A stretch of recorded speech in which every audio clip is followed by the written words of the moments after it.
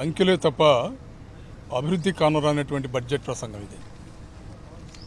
Budget start చేసిన నుంచి కూడా చివరి దాకా ముఖ్యమంత్రి గారిని లోకేష్ గారిని పొగడానికి సరిపోయింది తప్ప వాస్తవాలు ఎక్కడా కూడా అందులో ప్రతిబింబించాల.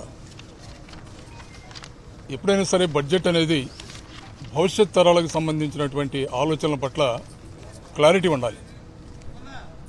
అన్ని రంగాలలో కూడా క్లారిటీ లేకుండా కేవలం 3,26,000 కోట్లనే అంకెలు చూస్తున్నారే కానీ రైతాంగం కానీ, మహిళలు కానీ, నిరుద్యోగులు కానీ, ఉద్యోగస్తులు కానీ, ప్రధానంగా వెనుకబడినటువంటి వర్గాలు, వీళ్లకు సంబంధించినటువంటి బడ్జెట్ కేటాయింపులు ఎక్కడా కూడా సక్రమంగా జరగల. ప్రధానంగా మూలధన వ్యయం గురించి మాట్లాడేటప్పుడు అస్పష్టమైనటువంటి ఆలోచన విధానాన్ని అందులో పొందుపరిచారు. బడ్జెట్ ఎప్పుడైనా సరే రాష్ట్రాభివృద్ధికి ఉత్పాదక రంగం మీద బడ్జెట్ కనుక కేటాయింపులు జరిగితే అది నిజమైనటువంటి అభివృద్ధికి దోహదపడుతుంది.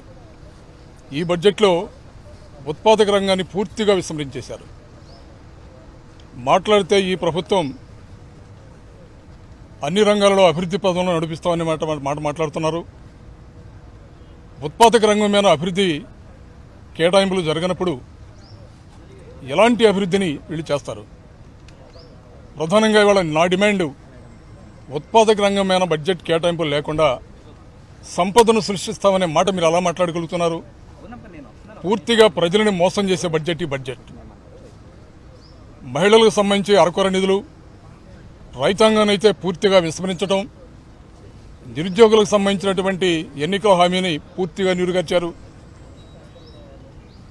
ప్రధానంగా సూపర్ 6కు సంబంధించి ఏ విషయమైనా కూడా పూర్తిగా క్లారిటీ ఇవ్వటం లేదు. మహిళలకు ఉచిత బస్సు అనేది బడ్జెట్ ప్రసంగంలోనే లేదు. నిరుద్యోగులకి 3,000 హామీ ఎక్కడా కూడా బడ్జెట్ ప్రసంగంలో రాలా. రైతాంగాన్ని ఆదుకునే విషయంలో కూడా అసంపూర్ణమైనటువంటి అరకొర బడ్జెట్ విధానాలని ప్రవేశపెట్టారు. ప్రధానంగా నా ఆలోచన ఉత్పత్తి రంగాల మీద సంపూర్ణమైనటువంటి బడ్జెట్ కేటాయింపులు జరగకుండా సంపద సృష్టిస్తామనేటువంటి మీరు మాట్లాడే మాటలు రాష్ట్ర ప్రజానీకాన్ని మరోసారి మోసం చేసినట్టు అవుతుంది. దీని మీద సంపూర్ణమైనటువంటి విశ్లేషణ రాబోయే బడ్జెట్ మీద విశ్లేషించే రోజుల్లో పూర్తిగా ప్రస్తావిస్తాం.